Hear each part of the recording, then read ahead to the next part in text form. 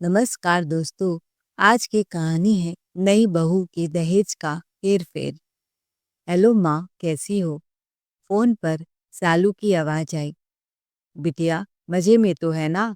लीला जी ने पूछा। तो सालू ने जवाब दिया, मजे में?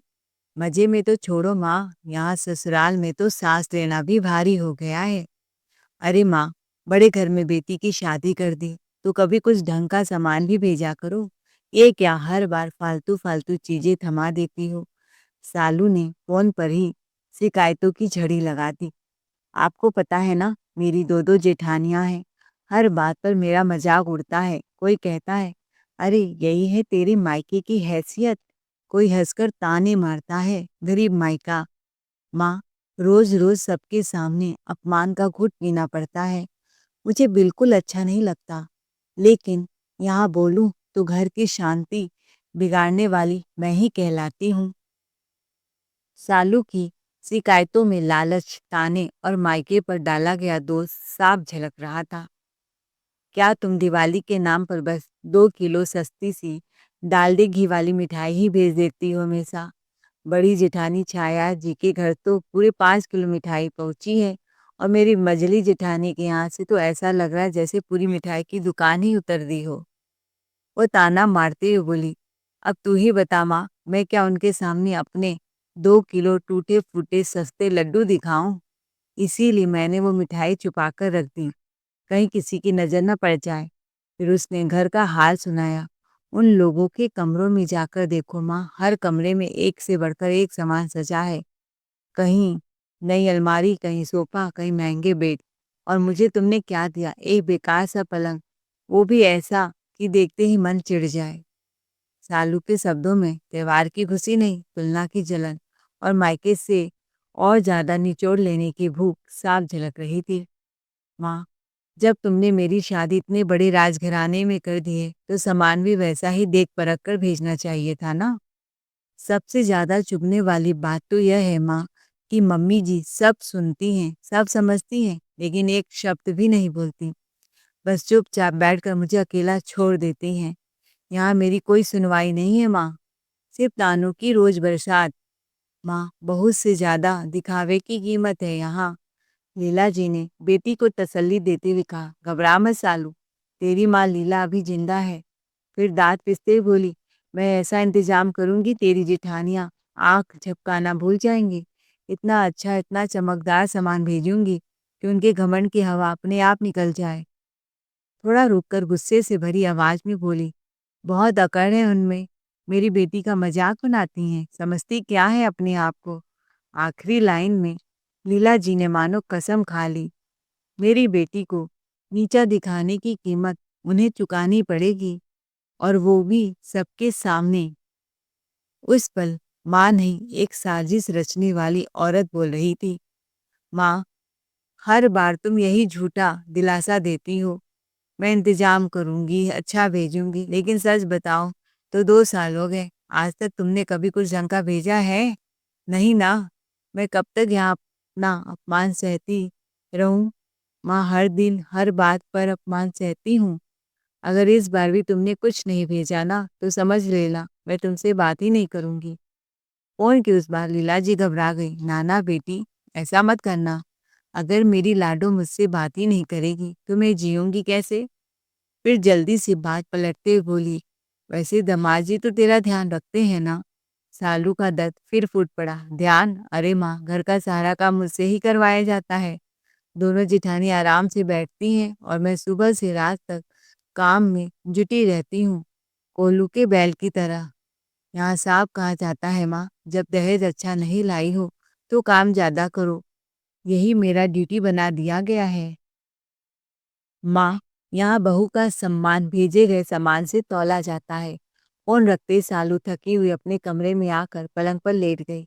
आंखें बंद ही की थी कि तभी दरवाजा बिना दस्तक के खुला। मजली जेठानी तीखे स्वर में बोली, अरे यह क्या है? यहाँ महारानी की तरह आराम फरमाया जा रहा है? चलो उठो, अब सबके लिए चाय बनाओ। सालू ने धीमी आवाज में कहा, दीदी अभी अभी तो दोपहर का सारा काम निपटा कर आई हूँ, थोड़ा सा आराम कर लूँ।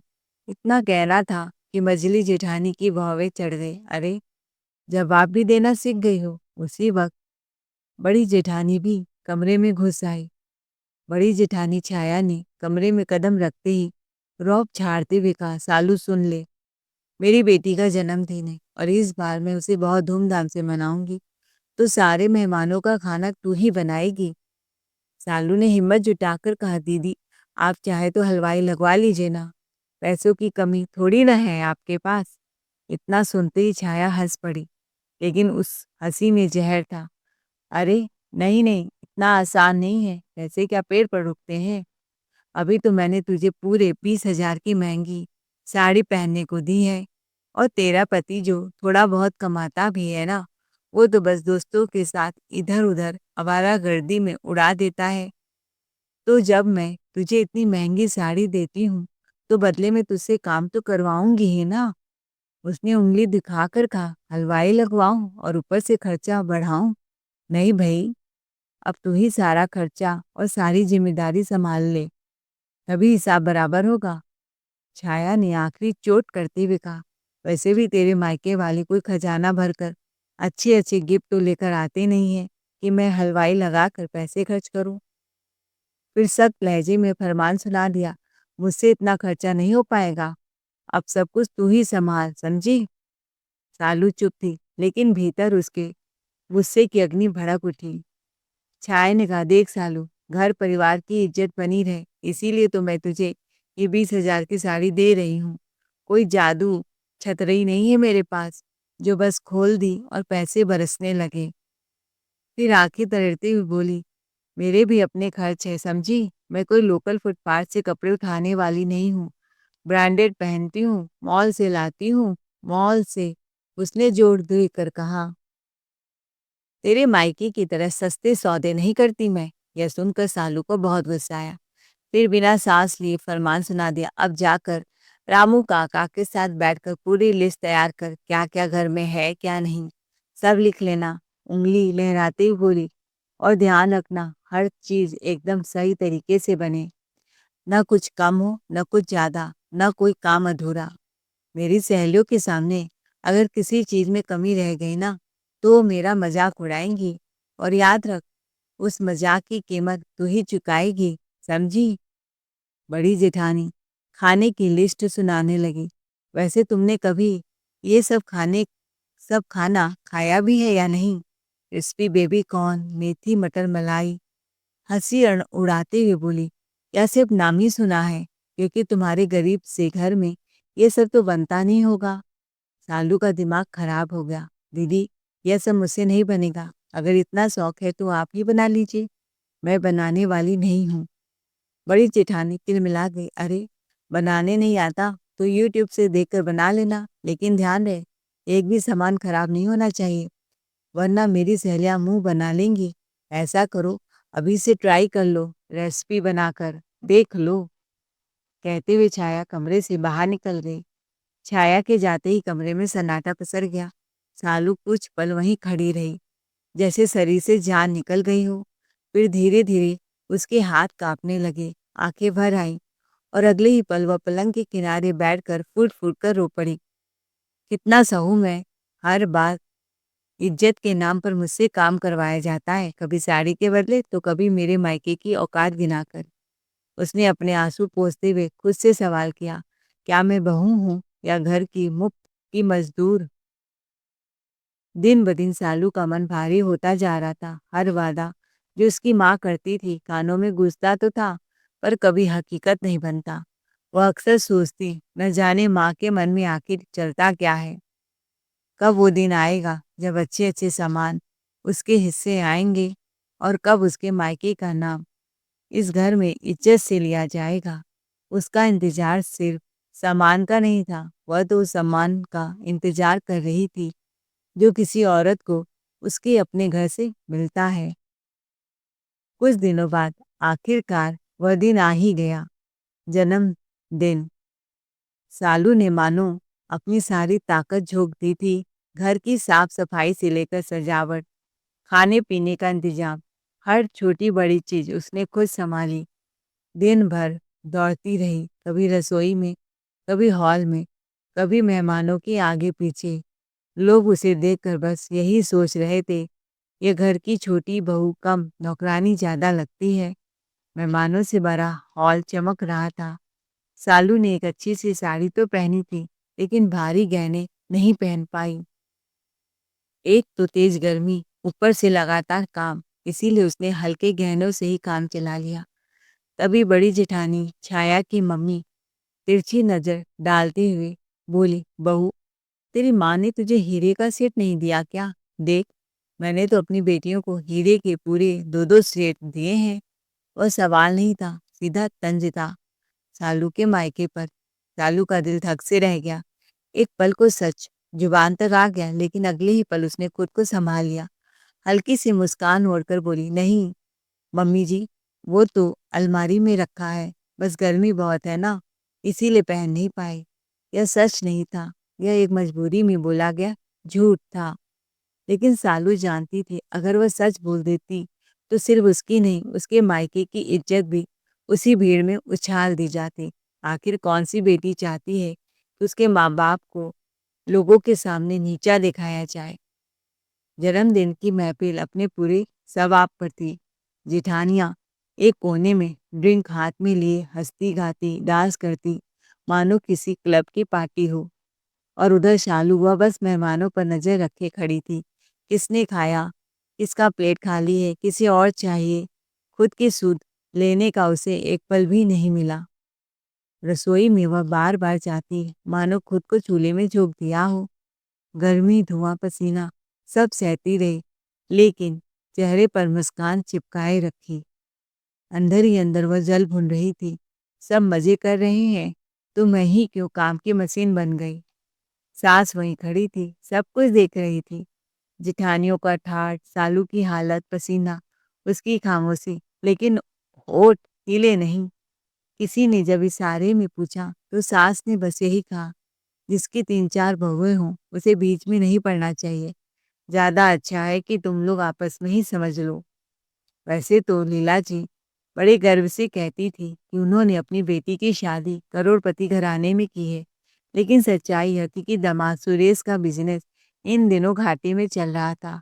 बात बाहर न जाए, इसीलिए इज्जत पर आँच न आए, इसी डर से जिठानियाँ चुपचाप उसकी आर्थिक मदद कर देती थी और उसी मदद का पूरा पूरा हिसाब सालू से वसूला जाता था।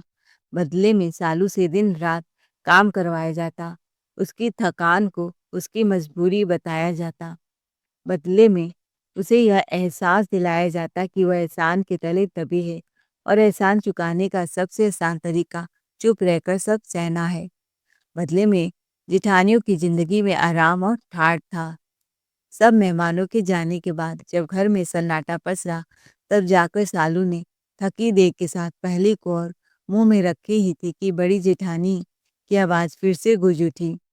सुन सालू, रौब झाड़ते बोली, अब रामू काका 2 दिन की छुट्टी पर गए हैं। इतने बड़े बड़े बर्तन पड़े हैं, सब तू ही साफ कर लेना। सालू ने सिर झुकाए कुछ कहना चाहा, पर जेठानी रुकी नहीं। और हाँ, सुबह उठकर मेरे बच्चों का टिफिन भी बना देना। हमसे तो नहीं उठा जाएगा। पार्टी करने के बाद कौन इतनी सुबह उठता है। हम तो थक गए हैं नाचते नाचते। फिर हंसकर सबसे जहरीला ताना मारा, वैसे भी तू तो मिडिल क्लास से आई है, तुझे काम करने की आदत होगी ही। तेरे घर में नौकर चाकर थोड़े ना है। सालू का हाथ थाली पर ही रुक गया। भूख गले में अटक गई। उसे बहुत रोना आ रहा था। सबके बीच शालू अंदर ही अंदर टूटती जा रही थी, और जब भी हिम्मत जवाब देने लगती, तो सारा दबाव अपने माँ पर उतार देती। कुछ अच्छे अच्छे सामान भेज दो माँ, बस एक बार, ताकि मेरी ससुराल में मेरी इज्जत बढ़े, ताकि मैं भी अपनी जेठानियों को सबक सिखा सकूं। उसे लगता था शायद सामान आएगा तो ताने रुक जाएंगे, शायद चीजों के साथ सम्मान भी आ जाएगा। इधर लीला जी अपने कमरे में बेटे के साथ बैठी थी। चेहरे पर माँ का प्यार कम, हिसाब किताब ज्यादा था। तेज आवाज में बोली, देख बेटा, ले यह लड़की का फोटो देख ले। बेटा कुछ समझ पाता उससे पहले ही लीला जी ने बात काट दी। ऐसी लड़की देखी हूँ, अमीर घराने से, जिसके मायके में पैसा पानी की तरह बहता है। फिर आंखें तरेर कर बोली, अब जमाना बदल गया है, खाली संस्कार से घर नहीं चलता। दहेज ऐसा आए कि घर की तंगी एक झटके में खत्म हो जाए। मैंने तुम सब बच्चों को पेंशन के पैसे से पाले हैं। हमें मदद की जरूरत है। बेटा चुप था, पर लीला जी बोली, बहू ने निवेश चाहिए मुझे, सोने चांदी कैश गाड़ी सब खुल कर आना चाहिए। गरीब घर की लड़की तो बस हाथ पैर जलाना जानती है, पैसे लाना नहीं। इस बार ऐसी बहू आए कि पूरे शहर के सामने मेरी नाक ऊंची हो जाए। माँ की बातों में ममता नहीं, लालच की गंध थी। राघव थोड़ा हिचकिचाया, धीमी आवाज में बोला, पर माँ, जो आपकी सहेली लड़की दिखा रही है ना, वो थोड़ी मोटी है। इतना सुनते ही लीला जी बेटे के कान ऐरते हुए बोली, अरे मोटी है तो क्या हुआ, पहले उससे थोड़ा प्यार से बात कर और शादी के लिए हाँ कर दे। उंगली उठाकर हुक्म सुनाया, बड़ी मुश्किल से अमीर खानदान का रिश्ता हाथ आया है। ऐसे मौके बार बार नहीं मिलते। और वैसे भी इस घर में है क्या, घर खर्चा मुश्किल से चलता है। थोड़ी मोटी है इसीलिए तो लड़की वाले झुक कर दे रहे हैं। सबसे घटिया सोच उगल दी लीला जी ने। तू चिंता मत कर, इतना काम कराऊंगी ना उससे कि हड्डियों का ढांचा बन जाएगी, कंकाल बन जाएगी। समझा। बेटा सन था, पर लीला जी को कहाँ रुकना था। कल लड़की वाले आ रहे हैं, सब कुछ सेटिंग होना चाहिए। आखिरी हुक्म देते हुए बोली, इस बार बहू नहीं, एटीएम मशीन घर में घुसेगी। उधर लीला जी ने बिना ज्यादा पूछताछ, बिना किसी की राय लिए अपने बेटे की शादी उस मोटी लड़की पूजा से तय कर दी। शादी की बात जैसे ही पक्की हुई, लड़की वालों ने दहेज की ऐसी लंबी चौड़ी फेहरिस्त खोल दी कि कागज भी हाँपने लगे। कहीं पीतल तांबे के बर्तन, कहीं चमचमाता सोना, चांदी, कांच के महंगे ग्लास, एसी, गोलाकार पलंग, भारी भरकम अलमारी और न जाने क्या क्या। यहाँ तक कि डाइनिंग टेबल भी सूची में शान से चमक रहा था। लीला जी सूची पढ़ते ऊपर से तो शान और सधी हुई थी, लेकिन अंदर ही अंदर उनका मन लोमड़ी की तरह खुशी से उछल कूद कर रहा था। हर आइटम पर दिल ही दिल में हिसाब लग रहा था। यह किस कमरे में जाएगा, किसे दिया जाएगा और कौन सा सामान कहाँ रखा जाएगा। चेहरे पर संयम की चादर ओढ़े वह बस इतना ही बोली, अरे नहीं नहीं, इतना सब देने की क्या जरूरत थी। लेकिन उनके आंखों की चमक उनकी जुबान से ज्यादा सच बोल रही थी। मानो दहेज नहीं, किसी जंग में जीती हुई लूट हो। लीला जी ने शादी भी इतनी जल्दी जल्दी निपटा दी, मानो डर हो कि कहीं सौदा हाथ से न निकल जाए। ढोल नगाड़े बजे, रस्में हुई और दहेज का ट्रक सामान घर में उतर गया। इधर शालू माँ से लिपटते हुए बोली, माँ क्या चाल चली है आपने, पूरी लॉटरी लग गई, बम्पर वाली। तंज में हंसते बोली, कितना पैसा फेंका है लड़की वालों ने, माँ आप तो सच में जीनियस हो। फिर अचानक आवाज भरा गई, पर मेरी शादी करोड़पति के नाम पर कंगाल के घर में क्यों कर दी। पति तो बिजनेस डुबो बैठा और जेठानियां मुझे नौकरानी बनाकर रखती हैं। उसकी आंखों में नमी थी, पर गुस्सा उससे ज्यादा। लीला जी ने बिना पलक झपकाए बात काट दी, चिंता मत कर। कंधे थपथपाते हुए ठंडे अंदाज में बोली, अब तू मेरी आगे की प्लानिंग देख। राघव की शादी होते ही जब बहू का दहेज का सामान घर पहुंचा, तो लीला जी की नजरें किसी चौकीदारी से कम नहीं थी।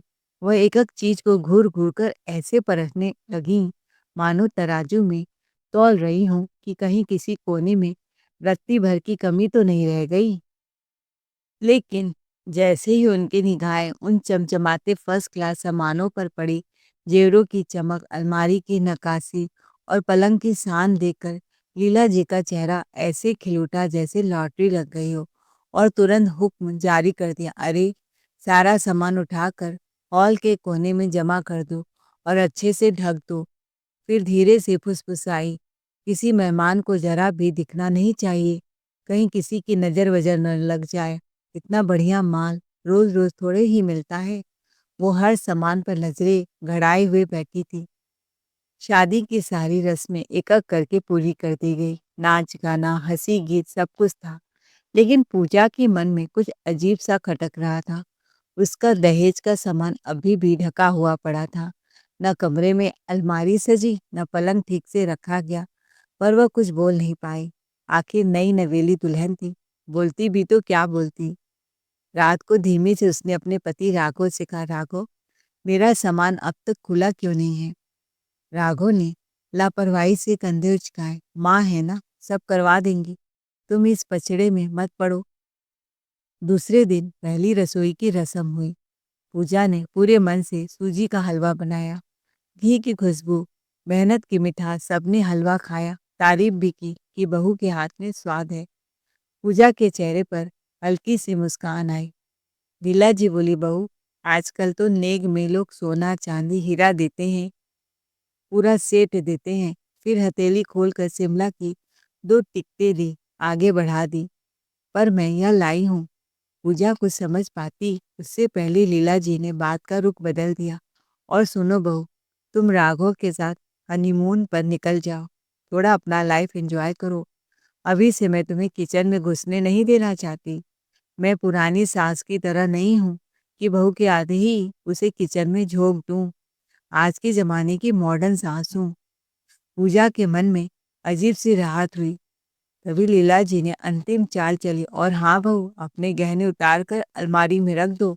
आजकल समय ठीक नहीं है, इतना पहनकर मत बैठा करो, नजर लग जाती है। पूजा ने एक पल को राघव की ओर देखा। राघव ने बस इतना कहा, माँ सही कह रही है। पूजा ने कुछ नहीं कहा, चुपचाप अपने गहने उतारे, मंगलसूत्र, हार, कंगन, सब कुछ सास के अलमारी में रख दिए। कुछ घंटे बाद पूजा हनीमून के लिए घर से निकल गई। दरवाजा बंद होते ही लीला जी बोली, अब देखो असली खेल कहाँ से शुरू होता है। एक हफ्ते बाद हनीमून से लौटकर पूजा पूरी तरह थक चुकी थी। आराम की उम्मीद लिए वो अपने कमरे में गई, पर नज़ारा देखते ही उसकी आंखें फटी की फटी रह गई। न तो उसका पलंग ठीक से लगाया गया था, न अलमारी सलीके से रखी थी। हॉल में सारा सामान ज्यों का त्यों ढका हुआ रखा था। पूजा का दिल भारी हो गया। वो चुपती आवाज में बोली, राघव, तुमने तो कहा था माँ सब सेट करवा देगी, पर जरा देखो तो ये कैसी हालत है। राघव ने मुस्कुराते हुए कहा, इतनी नाराज क्यों हो रही हो डार्लिंग? अभी अभी घूमकर आए हैं, थक गई हो। ये पलंग तो पुराना ही सही, अभी के लिए इसी पर बैठ जाओ। और सुनो, मैं फ्रेश होता हूँ, तब तक तुम माँ और मेरे लिए एक कप गरम गरम चाय बना लो, और हाँ, थोड़े पकौड़े भी तल लेना। रसोई में पूजा सबके लिए चाय बना रही थी। तभी मोबाइल पर सालू का वीडियो कॉल आ गया। लीला जी चुपके से मोबाइल उठाकर अपने कमरे में चली गई। सालू खूब हंस रही थी, खिलखिलाकर। सालू ने कैमरा घुमाया, मम्मी जरा देखो तो मेरा सजा समरा कमरा, वही ब्रांडेड सोफा, महंगी अलमारी, वही डाइनिंग टेबल, फ्रिज। और फिर शालू ने कैमरे के सामने अपना चेहरा किया। उसकी गर्दन में पूजा के हीरो का सेट चमक रहा था, कानों में वही झुमके, हाथों में वही कंगन। हंसते हुए बोली, मम्मी देखो मेरा नया लुक। भाभी का सारा सामान आपने यहाँ भेज दिया और मेरा वहाँ ले गई। अब मेरी इज्जत कितनी बढ़ गई है पता है? उसकी हंसी और तीखी हो गई। जो जेठानियाँ मुझे ताना मारती थी ना, अब सब जल रही हैं। हीरो का सेट पहनकर जब बाहर निकलती हूँ तो सब पूछती हैं कहाँ से आया। अब कोई मुझे गरीब की बेटी नहीं कहता। थोड़ी देर में पूजा चाय की ट्रे हाथ में लेकर लीला जी के कमरे में आई ही थी कि उसकी नज़र मोबाइल की वीडियो स्क्रीन पर ठहर गई। लीला जी अपनी बेटी से बातों में डूबी हुई थी। एक पल को उसके कदम जम गए। स्क्रीन पर दिख रही थी एक अलमारी, वही डिजाइन, वही नक्काशी। पूजा की सांस अटक गई। उसने ध्यान से देखा, फ्रिज भी वही, सोफा सेट भी वही, यहाँ तक कि अलमारी के हैंडल भी उसी तरह के थे। उसका दिल धक से रह गया। यह कोई मिलता जुलता सामान नहीं था, यह तो उसका ही सामान था। पूजा ने और गौर से देखा। कमरे की दीवार पर लगी घड़ी बिल्कुल वैसे ही थी। हीरो का सेट, वही डिजाइन, वही कट, वही चमक। पूजा के हाथ कांपने लगे। उसके मन में शक की हलचल तेज होने लगी। वह खुद को संभालते हुए धीमी आवाज में बोली, मम्मी जी चाय रख दूं? लीला जी सक पका गई, धीरे से मोबाइल रख दिया। यह कहकर सालू हॉल की ओर बढ़ गई। लेकिन जैसे ही उसने वहां रखा हर सामान एक एक कर खोल कर देखा, उसके पैरों तले जमीन खिसक गई। जो अलमारी उसने खुद अपने हाथों से पसंद की थी, वह गायब थी। उसकी जगह कोई दूसरी अनजाने अलमारी खड़ी थी। पलंग बदल चुका था, डाइनिंग टेबल भी वही नहीं थे जो उसके मायके से आई थी। हर चीज अजनबी लग रही थी। अब यह सिर्फ शक नहीं था, यह सच्चाई थी। पूजा का खून खौलने लगा। उसका सब्र टूटने की कगार पर था। अब वह खामोश रहने वाली नहीं थी। वह गुस्से में चीखते हुए बोली, मम्मी जी, मेरा दहेज का सामान कहाँ गया? मेरी अलमारी, मेरा सोफा सेट, मेरी डाइनिंग टेबल जो माँ पापा ने दिलवाई थी, वो सब कहाँ है? लीला जीतने में कमरे से बाहर निकली। बहू, यही तो सामान है जो तेरे माँ बाप ने दिया था। पूजा सन रह गई। क्या? लीला जी आवाज और तेज करते हुए बोली, इतना ड्रामा क्यों कर रही है? इतनी सस्ती चीजें तो लाई थी तू। अब तुम उल्टा मुझसे पूछ रही हो कि तेरा सामान कहाँ गया? पूजा की आंखों में आंसू भर आए। मम्मी जी, मेरी माँ पापा ने हर चीज बिल देकर दी थी और वो यहाँ नहीं है। लीला जी हंस पड़ी। अरे बहू, अब कागज लेकर बैठोगी? मैं तुम्हारा सामान क्या खा जाऊंगी? जो तेरे माँ बाप ने दिया है वही तो रखा है। देख, जो गहने तूने रखे थे वहीं पड़े हैं। मैंने तेरे सामान को हाथ भी नहीं लगाया। पूजा ने बिना एक शब्द बोले अपने गहने एक एक करके खोलने शुरू किए। हार ठीक, कंगन ठीक, पायल ठीक। फिर अचानक उसका चेहरा पीला पड़ गया। मम्मी जी, उसकी आवाज कांप गई। मेरे हीरे के झुमके और नेकलेस नहीं है, मेरी मम्मी ने खुद बनवाए थे मेरे लिए। लीला जी बिल्कुल बेपरवाह बोली, मैंने तो अलमारी छुई भी नहीं। जहाँ तूने रखी थी वहीं रखी होगी। इसी बीच राघव चिल्ला पड़ा, मम्मी क्या चोर है पूजा? इतनी जुबान और बहस क्यों कर रही है मम्मी से? सामान तो है ना, यही सामान तुम्हारे माँ बाप ने दिया था। पूजा ने सीधी आंखों में देखकर कहा, मम्मी जी, अभी फोटोग्राफर ने शादी की वीडियोस और फोटोज नहीं दिए, वरना मैं अभी दिखा देती कि मेरे माँ पापा ने क्या दिया था। मैं खुद हर सामान खरीदने गई थी। फिर उसने एक और बम फोड़ा। मेरी गाड़ी भी नजर नहीं आ रही है मम्मी जी। सच बोलिए, कहाँ है? कमरे में सन्नाटा छा गया। मैं उन बहुओं में से नहीं हूँ जो सब कुछ चुपचाप सहती रहूं। मुझे आंखें दिखा रही हैं मम्मी जी। ठीक है। उसने मोबाइल उठाया। मम्मी जी, मैं अभी पुलिस को बुला रही हूँ। अभी दूध का दूध और पानी का पानी हो जाएगा। लीला जी का चेहरा एक पल के लिए फक पड़ गया। नहीं बहू, पुलिस को मत बुलाना। लीला जी की आवाज अब गिड़गिड़ाती थी। मैंने सारा सामान अपनी बेटी को दे दिया। उन्होंने नजरें झुकाकर कहा, उसकी जेठानियां हर वक्त उसे ताने मारती हैं। तुम क्या जानो वह कितनी घुट घुट कर जिंदगी जी रही है। पूजा ने बिना आवाज ऊंची के सीधे सवाल दाग दिया, तो मम्मी जी, क्या आपकी बेटी की बेइज्जती का बोझ मैं ढोऊं? क्या उसके सुकून के लिए मैं अपने मेहनत की कमाई और अपने माँ बाप की इज्जत कुर्बान कर दूं? मम्मी जी, आपने मेरा पूरा सामान उठाकर दे दिया है। पूजा का स्वर अब कांप नहीं रहा था, वह सख्त था। वह राघव की ओर मुड़ी। अभी इसी वक्त ट्रक मंगवाओ। मैं खुद जाऊंगी और अपना एक एक सामान वापस लेकर आऊंगी। लीला जी तिलमिला उठी। बहू, मेरी बेटी की इज्जत को दोबारा कचरे में मत मिलाओ। अभी तो उसे सम्मान मिलना शुरू हुआ है। बेचारी कितनी खुश है। पूजा भड़क उठी। सम्मान दूसरों का हक छीन कर नहीं मिलता मम्मी जी। लीला जी ने ताना कसा। इतनी मोटी थी तू, फिर भी मेरे बेटे ने तुमसे शादी की, तभी तो तुम्हारे पिता ने इतना दहेज दिया। पूजा सीधे खड़ी हो गई। मुझ पर एहसान मत जताइए। हाँ, मैं मोटी हूं तो क्या हुआ? मेरी आज सम्मान नहीं है क्या? वह दरवाजे की ओर बढ़ी। मैं जा रही हूँ। अरे बहू, कहाँ जा रही हो? लीला जी घबरा उठी। दीदी के ससुराल। पूजा ने पलट कर कहा, अपना सामान वापस लाने, और हाँ, अगर मुझ में इतनी ही कमी है तो तलाक भी दे दूंगी। मैं उन औरतों में से नहीं हूँ जो पैरों की जूती बनकर सब सहती रहे। थोड़ी ही देर में पूजा सालू के ससुराल पहुंच चुकी थी। सालू ने हंसते हुए कहा, अरे भाभी तुम। दीदी, आपका फ्रीज, पलंग, सोफा सब मेरे ट्रक में रखवा दीजिए, वो सामान मेरा है। पूजा की आवाज हाल में गूंज उठी। इतनी हिम्मत कैसे हुई मेरा दहेज यहाँ उठाकर लाने की? सालू, उसकी सास और जेठानियाँ तीनों के मुंह खुले के खुले रह गए। पूजा ने आंखों में आंखें डालकर कहा, अगर इतनी ही इज्जत चाहिए तो प्यार से जीना रहना सीखो, दिखावे के चक्कर में किसी की जिंदगी मत रौंदो। और जेठानी जी, आप लोग किसी को इतना मजबूर ना करें कि वह चोरी पर उतर आए। पैसे वाले के घर की हैं तो मान सम्मान भी देना सीखिए। और अगर दीदी को दोबारा परेशान की तो मैं पुलिस को लेकर इस घर में जरूर आऊंगी। यह मेरी वार्निंग है। फिर सारा सामान ट्रक में लदवा कर वह सीधे अपने ससुराल लौट आई। लीला जी की तो बोलती बंद हो गई। दोस्तों, आपको हमारी आज की कहानी कैसी लगी कमेंट करके ज़रूर बताएं। कहानी अच्छी लगी हो तो चैनल को लाइक शेयर सब्सक्राइब जरूर करें। Thanks for watching ARK voice.